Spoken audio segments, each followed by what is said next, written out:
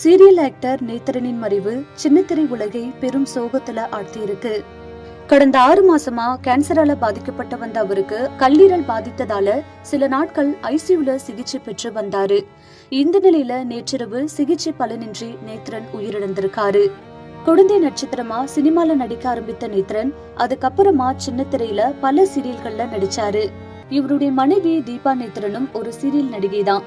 இவங்களுக்கு அபிநயா அஞ்சனான்னு 2 டாட்டர்ஸ் இருக்காங்க. இதுல அபிநயா கனா காணும் காலங்கள் சீசன் 2ல ஒரு முக்கியமான கேரக்டர்ல நடிச்சிருந்தாங்க. அது மட்டும் இல்லாம பாய்ஸ் விசஸ் கேர்ள்ஸ் என்ற நிகழ்ச்சியில தனது அப்பா நேத்திரனுடன் பங்கேற்றாங்க.